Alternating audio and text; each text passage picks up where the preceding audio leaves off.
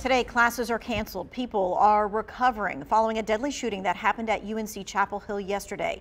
Police have formally charged the subject with murder, and those court documents have identified the victim. I'm Tanya Rivera. Thanks for watching WFMY News 2 at noon. While school officials have confirmed a faculty member was killed inside Caldwell Labs yesterday, today those court documents have identified the victim as Zai Ji Jin. He's listed as an associate professor of applied physical sciences. His office was listed as being inside Caldwell Labs. Before his identification was confirmed, school officials had expressed their condolences. This loss is devastating, and the shooting damages the trust and safety that we so often take for granted in our campus community.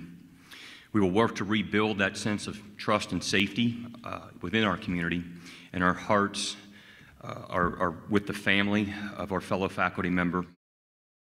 Well, this story continues to develop. WFMY News 2's Megan Malaris has been on campus all morning getting updates on what's next in the investigation, as well as for the students and the faculty. Megan? Yeah, Tanya, every time this historic clock tower rings every 15 minutes or so, we get a somber reminder of the sadness that is reverberating on campus for the last 24 hours now since this tragedy unfolded right here in Caldwell Laboratories in the middle of campus when a professor walked into work yesterday and never made it home.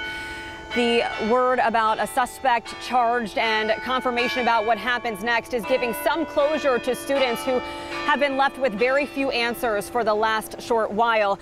Let's take a look at what we know about the suspect so far. Investigators arrested and charged Tylee Chi with first-degree murder in the shooting death of the professor. Chi's student profile before the campus apparently deleted it this morning showed he was a grad student of applied physical sciences. In court documents, prosecutors allege he brought a 9mm handgun on campus to carry out the attack. He's due in court today at 2 o'clock. And we have seen police continue to go in and out of this building here at Caldwell Labs this morning, trying to look for more information. It's still unclear whether they have located the murder weapon. But as I mentioned, this arrest brings at least some answers to students who have been nervous and afraid on campus for the last 24 hours. I met a sophomore from Elkin this morning. She said she was in the library nearby when she got an alert on her phone from campus police, and she heard a loud alarm signaling there was clearly something very wrong.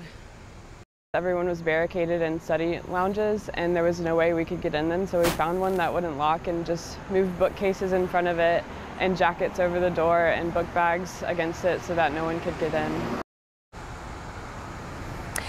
I also talked with a Greensboro UNC freshman, Caitlin Dixon. She's a recent graduate of Northwest Guilford High School, and her mom's a teacher at GCS who was having her first day of school yesterday when she started getting texts from her daughter indicating something was happening on campus. Oh, it was like, I'm okay. Oh no, I've heard something else, like I'm not okay. Oh, I'm okay again. So it was definitely a back and forth. Definitely communication with my family, my whole family. They were all obviously concerned. My friends making sure they're okay. Yeah, Dixon was a drama lecturer at Hamilton Hall, just a short walk from the laboratory when the alarm sounded. She said she barricaded in an AV closet with dozens of her classmates. Dixon, as I mentioned, is from Greensboro, a recent graduate, certainly not expecting that this would be the start of her second week of her college career. A lot of confusion and pain on campus today. I'm noticing some activity is starting to pick back up again, even though classes are canceled. Some of the restaurants are open. I've just learned that the Student Rec Center is open just to give students who are here an outlet, a place to gather, reflect, let off some steam. I've also seen flowers start being carried into the historic bell tower here in front of me. We'll check that out in a moment. There are resources available, Tanya. The message is that there is help for students and staff who need it. No one expected this to happen here. No, for sure. And all of us, our hearts are just broken thinking that this has happened once again in our state.